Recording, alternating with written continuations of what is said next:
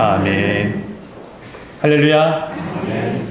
주님 앞에 나온 우리 모든 성도님들에게 예수님의 사랑과 성령님의 인도하심이 여러분과 함께함으로 여러분의 삶의 모든 영역마다, 모든 지경마다 회복의 은혜가 있길 주님의 이름으로 축복합니다. 아멘. 성도 여러분, 2023년도 새해 처음 맞이한 지난 한 주간 여러분은 어떻게 보내셨습니까? 저는 사실 이 새해가 됐다는 게 실감이 나지가 않았습니다. 작년 11월 우리 감사의 달을 한 달간 쭉 보냈죠. 그리고 12월 맞이하면서 정직이 주일 보내고 성탄절 보내고 여러 가지 인사들 하고, 그리고 마침 새해 첫날이 주일이었잖아요. 그러다 보니 정말 새해를 맞이했나? 그런 생각이 들었어요.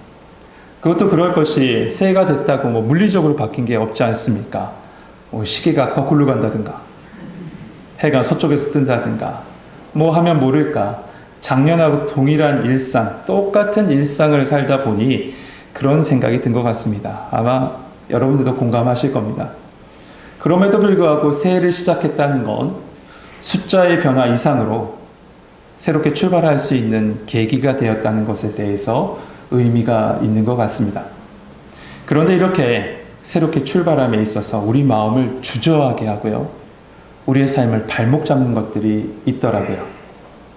바로 예전에 우리가 겪었던 상처들, 아픔들, 실패, 습관, 이런 것들이 우리가 가야 할 길을 딱 못 가게 막고 주저하게 만들어 버립니다. 제자들도 그랬습니다. 그런 면에 있어서 이 요한복음 21장은 참으로 은혜의 장입니다. 요한복음의 결론은 사실상 20장 마지막 부분이에요. 이 책의 기록 목적이라고 되어 있는 요한복음의 기록 목적을 밝힌 후에 결론을 딱 맺습니다. 그럼에도 21장을 기록했어요. 왜 그랬을까요? 그건 부활하신 주님을 만났으나 여전히 그들의 마음 가운데 남아있던 상처와 갈등을 그들의 삶의 현장에 찾아가신 그 주님으로 통해서 치유받고, 그 부활하신 주님이 나와 함께 하심을 확신함으로 인해서 다시 믿음의 걸음 걸어갈 수 있도록 세임 주시기 위해서 이 요한복음 21장을 우리에게 보여주시고 그들에게 보여주신 것이죠. 그러므로 요한복음 이 21장은 참 은혜의 장입니다. 여러분, 우리도 새롭게 한 해를 이렇게 시작했지만 우리 마음 깊숙한 곳에 남겨져 있는 여러 가지 갈등들이 있지 않습니까? 신앙적인 갈등도 있고 삶의 갈등도 있어요. 또한 영적인 패배감을 겪고 있는 분들 계실지 몰라요. 그리고 하나님 뜻대로 내가 살지 못했다라는 그런 좌절과 낙심의 마음을 이렇게 품고 있는 분도 있을지 모르는데, 그런 모든 것으로부터 주님이 건져내시기 위해서 이 시간에 말씀을 통해서 여러분에게 우리 주님이 회복의 자리로 여러분에게 지금 초청장을 보내고 계신 겁니다. 1월 한 달간 그 초청장이 여러분의 마음속에 계속 발송될 겁니다. 주일마다. 여러분, 이 초대에 응하셔서 2023년도 삶의 회복과 함께 믿음의 걸음 담대히 걸어가심으로 주님의 사명 잘 감당하는 거룩한 성도님 되시길 주님의 이름으로 축복합니다.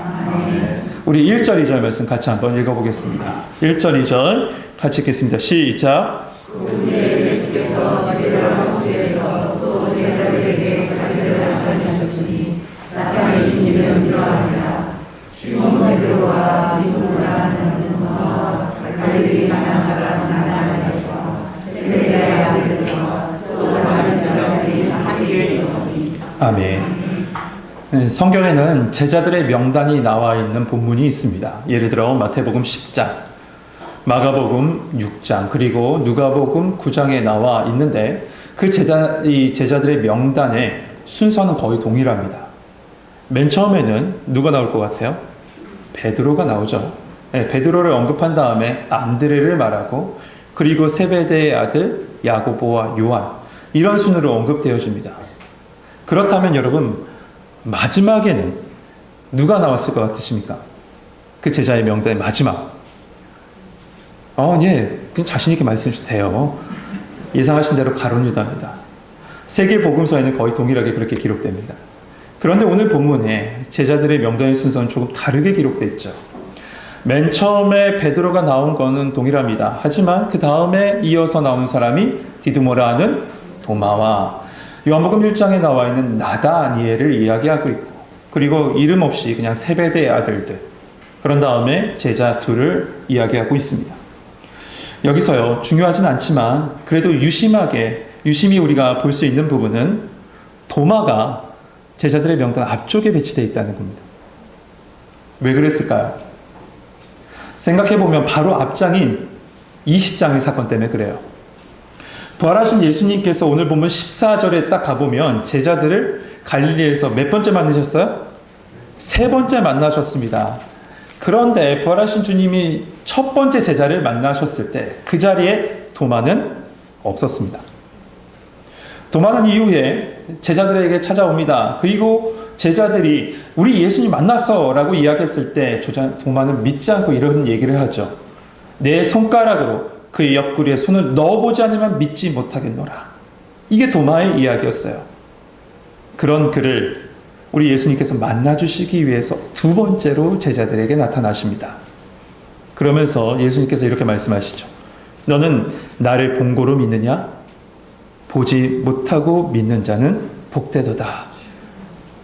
여러분, 우리는 도마에 대해서 이런 별명을 붙입니다. 의심 많은 도마. 네, 맞습니다. 그는 의심이 참 많습니다. 그러나 그의 모습이 그만의 모습일까요? 아닐 겁니다. 예수님과의 만남의 자리에 있지 않는다면 그 누구도 아마 다 믿지 못했을 겁니다. 의심했을 것이고 부정했을 겁니다. 부활을 부정했을 거예요. 그러나 주님이 계신 자리에 함께하니 그 의심이 다 녹아져 버리고 믿음으로 고백하는 모습을 보게 되죠. 그 사건 이후에 갈릴리에서 함께했던 그 제자들의 명단을 이야기할 때 지금 이 도마를 앞쪽에 배치했던 건 주님이 함께 하시는 그 자리에 누구보다 앞서 함께 했다는 것을 나타내고 있는 거예요. 여러분, 히브리서 10장 25절에 보면요, 모이기를 패하는 어떤 사람이 습관과 같이 하지 말고 오직 권하여 그날이 가까움을 볼수록 더욱 그리하자라고 했습니다. 세상의 분주함은요, 우리로 주님과 함께하는 그 예배의 자리, 주님과 함께하는 기도의 자리에서 멀어지게 해요. 그러면 자연스럽게 맺혀지는 것은 무엇이냐? 의심, 불신, 부정입니다. 여러분, 주님의 은혜를 기대하시면서요, 함께 모여 기도하고 함께 모여 예배하는 자리를 사모할 수 있는 우리 성도들 되시길 소망합니다.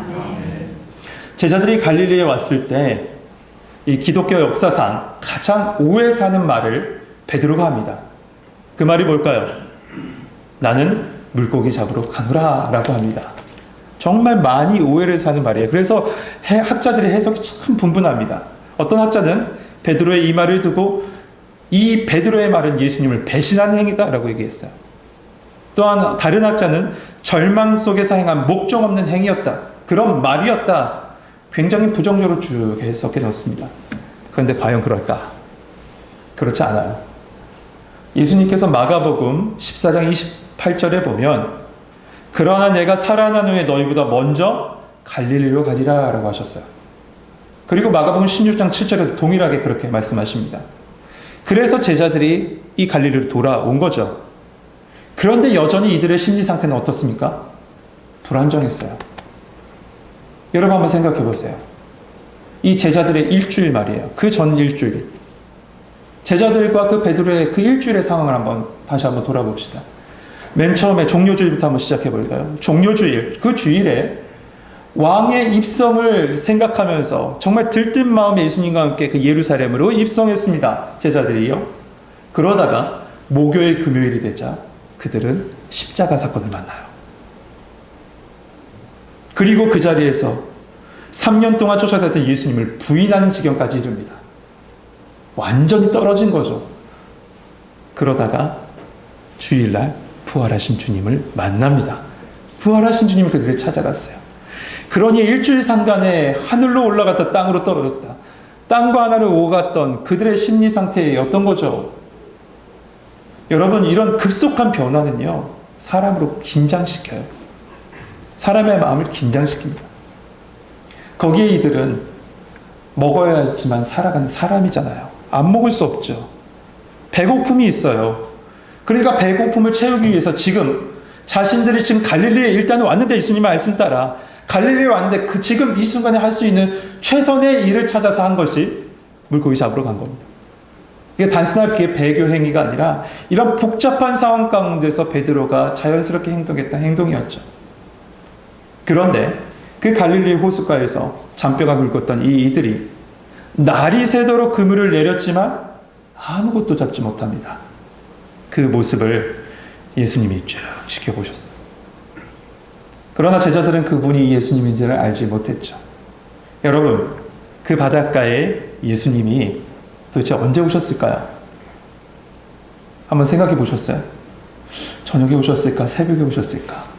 저는 밤새도록 주님께서 그 자리에 계셨다고 믿습니다. 물론 이 캄캄한 밤에 그곳에 계셨어도 예수님을 알아보지는 못했겠죠, 제자들이요. 날이 새도 부활하신 주님을 알아보지 못했으니까요.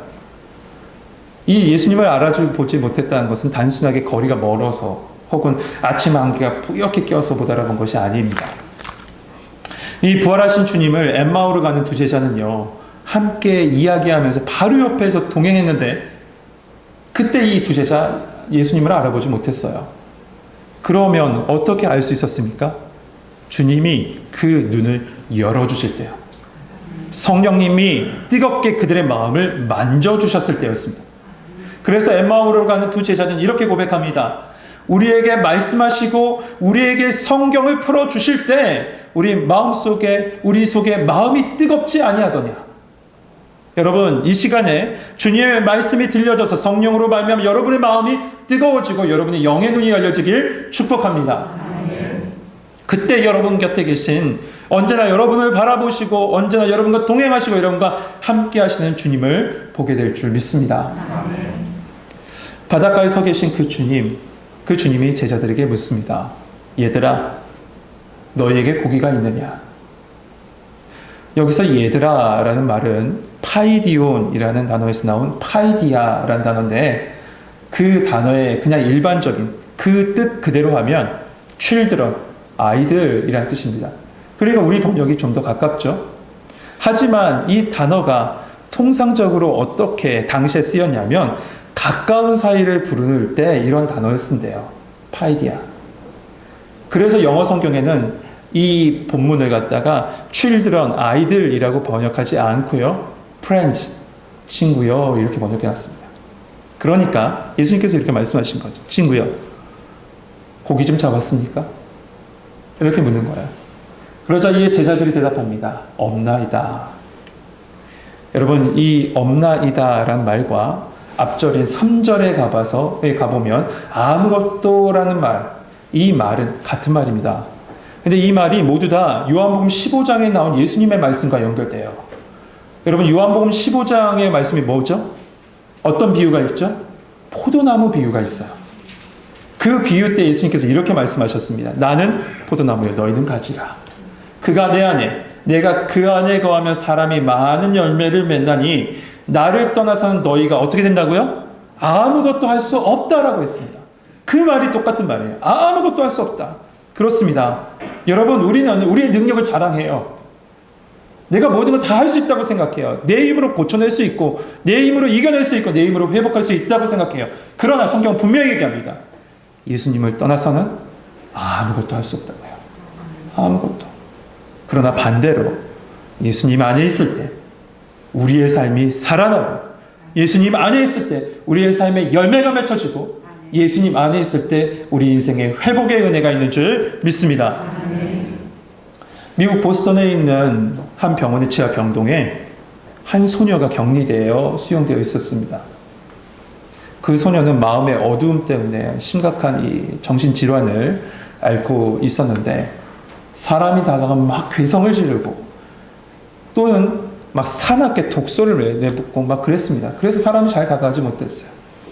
의사들이 온갖 노력을 통해서 이 소녀를 갖다 고쳐보려고 했지만 결국 회복 불가능이라는 진단을 내립니다. 회복 불가능. 부모도 이 아이를 포기해버려요. 그리고 면회조차 오지 않습니다. 그 누구도 그 아이가 있는 병실에 들어가지 않으려고 해요. 그런데 그녀에게 다가간 은퇴한 나이 많은 간호사 한 명이 있었습니다. 그녀는 다른 것 하지 않았어요. 그냥 옆에 있어줬습니다. 그리고 그 옆에서 계속 예수님 이야기만 했어요. 오직 예수님만 전했어요. 그렇게 6개월. 그렇게 예수님을 전하고 주님의 사랑을 전하자 그 부모조차도 포기했던 이 아이가 변화되기 시작해요.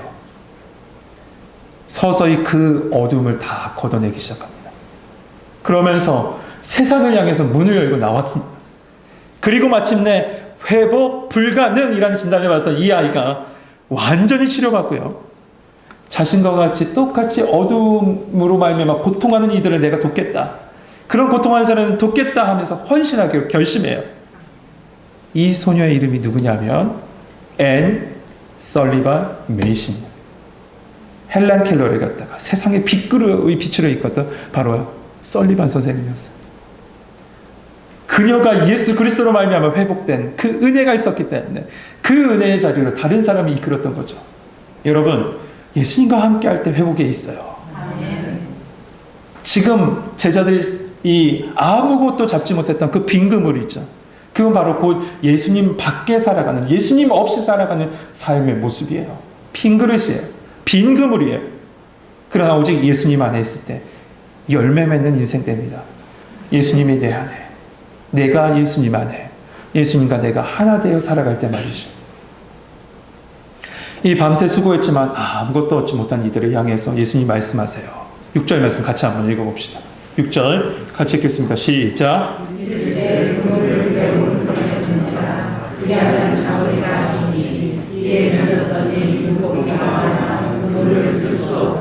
아멘.